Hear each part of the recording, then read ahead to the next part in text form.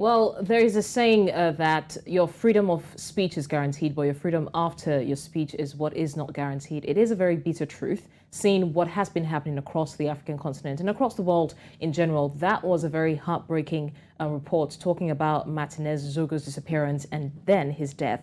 His family and friends are really devastated, and there's so many questions begging for answers, and we're going to be talking about that here on Report Desk Africa. Joining us to discuss this is Njine Elvis Bani, a journalist and colleague to the late radio journalist Martinez Zogo. Thank you so much, Elvis, for joining us. Thank you very much for inviting me onto your prestigious platform. It's our pleasure. It's our pleasure. Now, Elvis, there are lots of gray areas to Martinez's disappearance and his death. Like I said earlier, we heard that he disappeared in front of a gendarmerie and, 5 days after he was found dead. And some people didn't even know who the body belonged to at first. What has been uncovered so far? What exactly is the truth? Well, as of now, the truth, I wouldn't say has been uncovered because officially speaking, we are still hoping that the justice system in Cameroon for once will be able to shed more light on this hideous happening so that Cameroonians can actually know exactly what happened. But then we have investigative journalists who have already so far carried out their own independent investigations, and so many names have been cited already. Fingers are pointing already to a particular group of persons, some of them within the system in place, some of them private businessmen, and some are even pointing to officials that have to do maybe with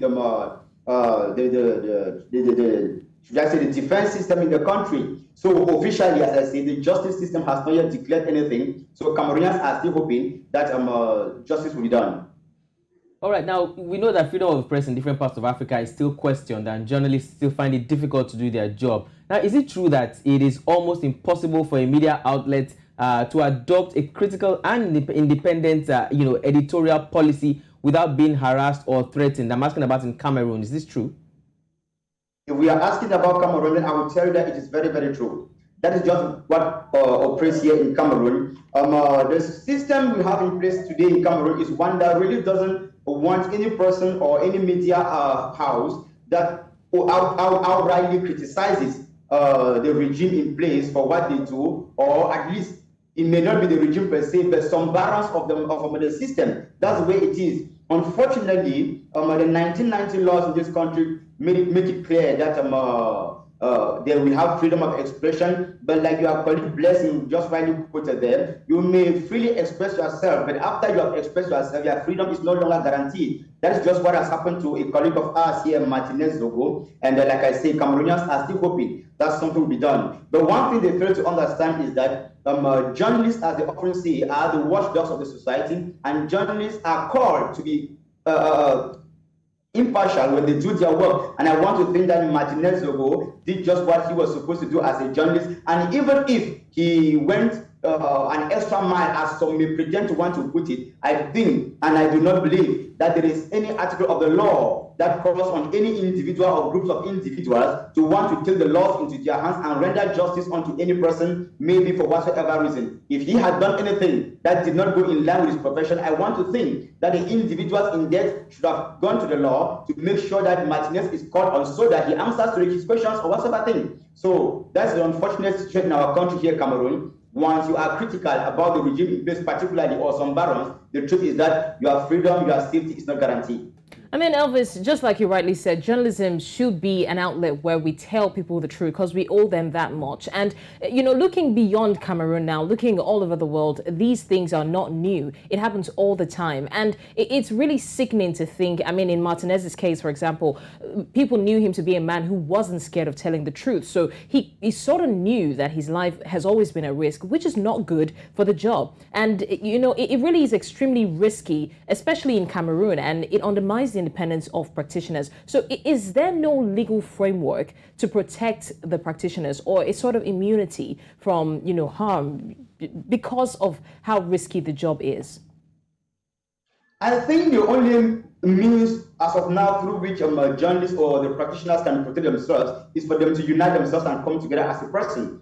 Because officially speaking, like I've said already, the system in place we have in our country is not one that will protect you if your editorial line is one that is critical of them. So journalists, professionals simply have to work together as a body and know that one man's problem is another person's problem. And believe you me, as we are talking, it is true that the source as of now is unofficial, but we have seen a list of other journalists who are earmarked to follow maybe on the same path like Martinez and others who have gone before him under similar circumstances. But like I say, I think journalists are the only people to understand that they need to conquer fear, they need to defeat fear, continue to do their work, but they must first of all come together as a body. I think if they agree, if they unite, they can be able to some sort of mount a certain degree of pressure, at least on the same regime in place, to grant protection to some of their colleagues, like I say, who as of now have been earmarked as people to follow next. Though we don't know exactly where this source after the list came from, but we have seen it circulating on social media. And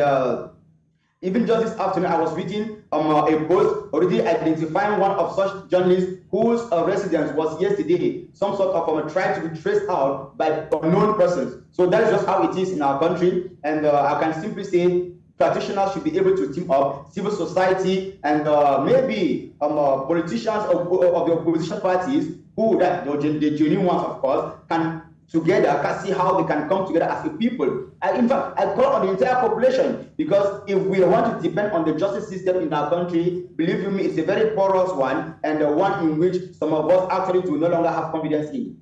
I mean, Elvis, apologies, but how do you think this will work if the government is not giving some sort of coverage to the journalists? And, we keep saying that the journalists have, the onus is on them to protect themselves. So factually speaking, it doesn't exactly work like that. Don't you think that this will just infuse fear in the journalists? Because if there are, like you said, a list of journalists who have been earmarked, it's either they're not scared to die or they just retreat and go into. So there's nothing in Constitution that protects them. And even if we say that Cameroonians should go and protest, a lot of people have said that this should be the last straw that will break the camel's back, but they've been saying it countless times. So factually speaking, it doesn't look like the journalists have it under control, because there's really little to nothing they can do at this point.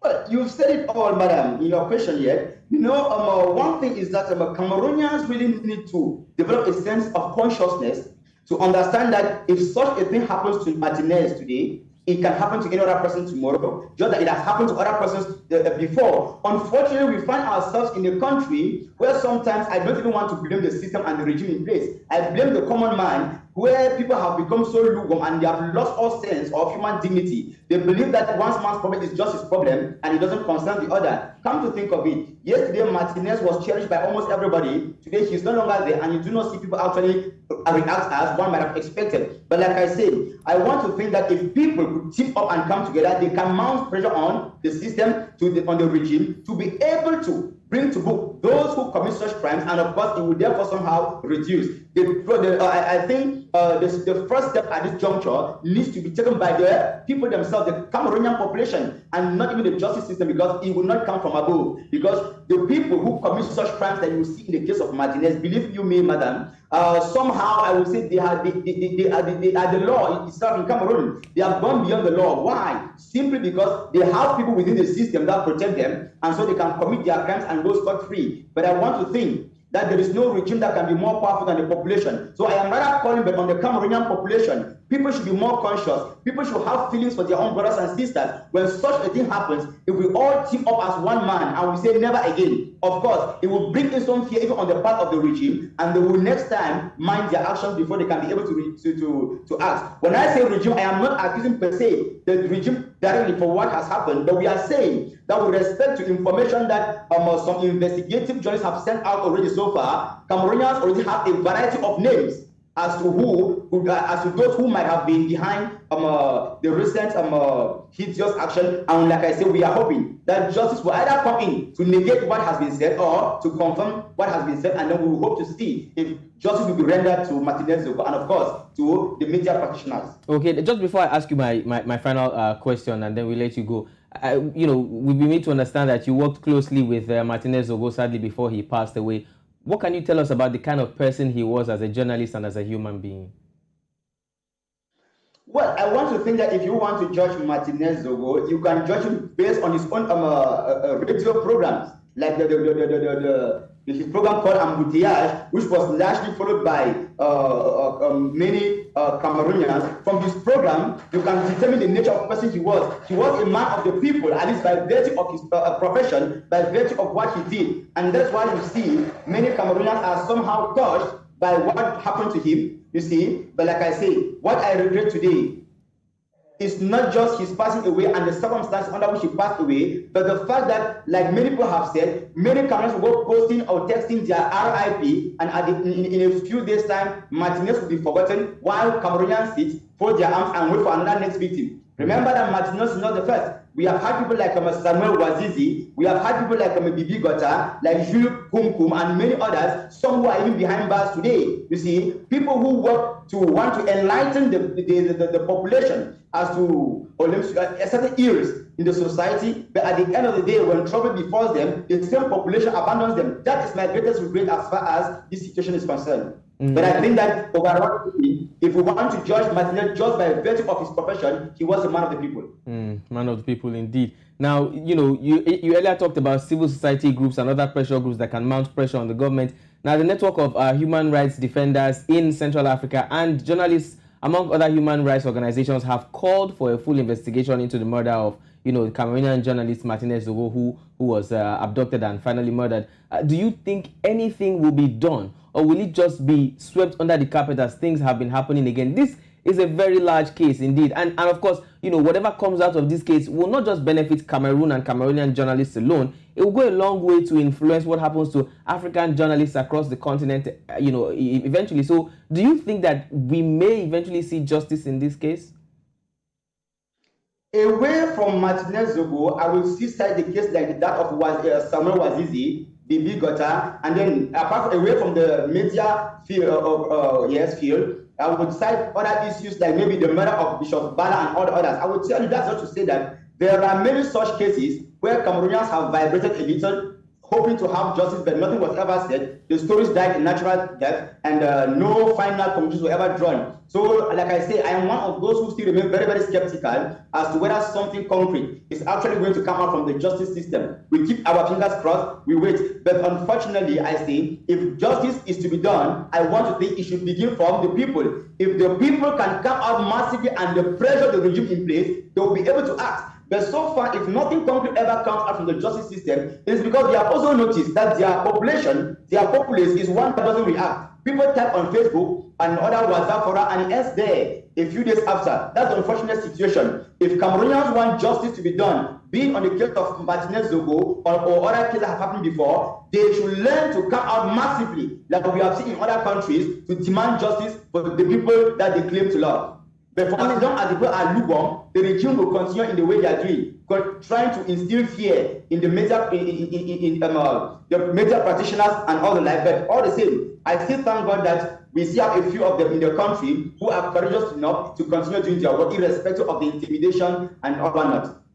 Well, and we hope that they're fully protected. Now, Elvis, there's this thing that people believe that journalists are the least respected across the African continent, especially. And I'll give an example of when we're talking about the political aspirants in Western Africa, Nigeria, that refused to grant interviews to their own local journalists, but went ahead to Chatham House to give statements. So beyond killing of journalists, there's this ideology that journalists do not really amount to anything. And it's been a challenge for journalists for the longest time. How do you think these kind of issues can be resolved in Africa? Believe you me, it is even a practice that is contrary to what journalism is said to be, because journalism is said to be the fourth power in every nation. But like you've remarked, it's rather unfortunate that generally in Africa, we see most of our politicians and leaders, they prefer to grant interviews to foreign media houses in the diaspora than their own locals. But now, how do we combat this? I want to say, first, like I've said to you already earlier, the journalists should, first of all, remain very, very professional. That's one thing I would call on colleagues to do. They should remain very, very professional on what they do. And then, secondly, if you cannot grant us interviews in the country and other issues, I want to think that journalists, if they come together in their syndicates, they can get another way of either conditioning such aspirants to grant the interviews, or they think of other studies. You can boycott the other activities coming from them. You must not report everything that concerns them, and of course, you may even become more critical at one point in time, or take a total stance where they will get to discover your importance and they get towards you. But the problem is that somewhere, somehow, you realize that journalists, to some extent, are sometimes divided when it comes to the practice itself. Many have gone into practicing brown journalism, where they rather prefer to side with the oppressors and they report things that are not really quite factual or genuine because they want to survive out of it. So that's another thing that makes journalists to lack respect. But if people could choose to be very, very professional and stick to the ethics of the profession, I want to think that sooner or later, politicians and other opinion holders in the country and the continent will learn to always turn back towards their own local journalists to grant interviews. Secondly, I think it's also a matter of civic education. You know, civic education is not all about educating children in the primaries and secondaries. Even at the top helm of our countries, we have leaders who still believe that the white man is superior to us, such that when they think that they have information that is vital, they prefer to run to Europe and grant an interview there than do it from a local source, which is something very, very unfortunate and regrettable. Our leaders should learn to promote home journalism. They should learn to consume home products, like we will say in other fields. I think that's what I can say. All right, and finally, Njine, where we've seen, like you clearly mentioned, journalists being threatened, and like you clearly also stated, some right now are afraid for their lives because it seems like there's a list or that you know, they also may fall victim of certain kinds of harm. Is there any provision? What can journalists in Cameroon do if they feel that their lives are threatened? Is there any way they can seek asylum somewhere? Is there any way they can, you know, voice out and ensure that, you know, that they are safe and, you know, they are not open to harm? Very quickly. Well, collectively, I would not say perhaps there is any such opening, but I think individually, some persons do seek asylum, others have escaped out of the country. We know of many today who are no longer in the country because their lives were threatened in one way or the other. So it is something that people mostly do at individual levels. There are some who have mustered the courage and have chosen to stay back in the country, irrespective of what happens to them. Some have been molested severally, but they are still back here. At one point in time, you know, when you are called to do something, you see, at one point in time, you are led by the passion of what you do, and some people would rather prefer to die here than find themselves having to escape and all whatnot. But I think generally, talking about asylum seeking, people mostly do it at individual levels and not necessarily as a collective something. And like I say, you even have just a handful of them even who are really very, very professional and will choose not to be biased. A greater majority have rather chosen sometimes to, like I said before, practice their brown journalism. So somehow their lives are not even that much threatened. Okay, Elvis, thank you so much. You were going to Oh, no, I was just going to appreciate it. We really do appreciate you speaking with us, especially considering the situation of things right now. And we hope that the family of Martinez Zogo are comforted at this time. And you as well, his colleague. Thank you so much once again for joining us. Well, we just pray that his soul continues to rest in power and that what has happened to him will rather give more impetus and courage to journalists in Cameroon to continuously do their work and not give into the fear and intimidation, because when you look at the way his death was done and publicized, it is an indirect way of passing across a message to media practitioners to beware. It's like saying, be careful, if you do it next time, this is how you are going to end. So I simply want to think that journalists need to take it as a challenge, you see, to continuously do their work and do it the right way without any bias and without any fear. Every profession has its own dangers. That is the danger it goes with being a journalist, especially in a country like ours, where the justice system seems to have failed and abandoned the people. But I think people who were called to be journalists cannot abandon doing the right thing simply because of fear. I think that's what I can say. May his soul rest in peace, as well as the souls of others who have died under similar circumstances. And of course, I pray that his family will be comforted. Amen to that. Thank you so much again for joining us, Njine Elvis Bane, all the way from Cameroon. Thank you so much. It's been a pleasure. Yeah.